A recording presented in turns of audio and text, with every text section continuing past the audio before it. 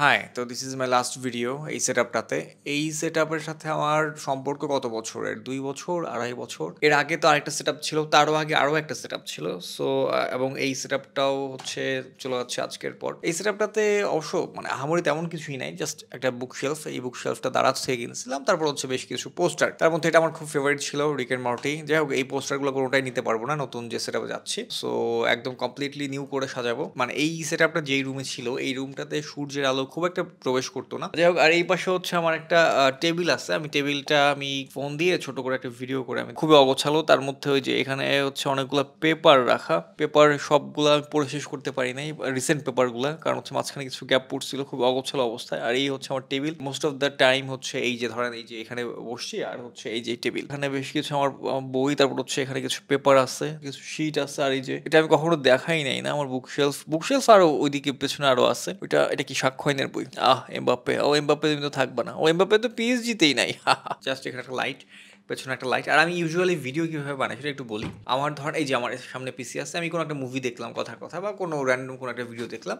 এই যে এখানে বসি, একদম এক্স্যাক্টলি সেম এখানে বসে আমার টি শার্ট মোটামুটি মোস্ট অফ দ্য টাইম সেমই থাকে। সো এটা নিয়ে আমার চিন্তা করা লাগে না। সো দেখা গেছে আমি একটা মুভি দেখলাম বা হচ্ছে কোনো একটা ভিডিও দেখলাম, আমার কথা বলতে মন চাইলো, জাস্ট হচ্ছে আমি লাইটটা অন করি আর ক্যামেরাটা এখানেই বসানো থাকে অলওয়েজ। আমি জাস্ট ক্যামেরাটাতে ক্লিক করি, ব্যাস। আমি চেষ্টা করবো আমার পরের সেটআপও হয়তো বা এরকমটাই থাকবে, যেন just plug and play, just হচ্ছে ক্লিক করলেই আমি যেন রেকর্ড করে ফেলতে পারি। আমি বাসায় যতক্ষণ থাকি তার ধরেন 98% আমি আমার এই রুমটাতেই থাকি, বাকি 2% ধরেন অল ওভার বাসা। আরেকটা ব্যাপার আমি একটু জানা রাখি, সেটা হচ্ছে ফেসবুকের ব্যাপারে। Facebook versus YouTube. আমার ইউটিউবে সাধারণত আমি নতুন ভিডিওগুলাই দিই, ভিডিও যেগুলো হচ্ছে একটু বড় হয়, লেংথি হয়, যেমন ধরেন 7 মিনিট, 8 মিনিট, 10 মিনিট ভিডিওগুলো আমি সাধারণত ইউটিউবে আপলোড দিই, ফেসবুকে দেই না। কারণ হচ্ছে ফেসবুকে এত বড় ভিডিও ভাই কেউ দেখে না। ফেসবুকে একটা দীর্ঘ সময় একটা নির্দিষ্ট জায়গায় মানুষের মনোযোগ থাকে না, বাট ইউটিউবে থাকে। Most of the cases, most of the scenario আমার হচ্ছে ভিডিওগুলো ইউটিউবেই আসবে। আর ফেসবুকে আসলেও দেখা গেছে অনেকদিন পর দেবো, অথবা হয়তো বা দেখা গেছে যে ওই ইউটিউবের ভিডিওগুলোই কাট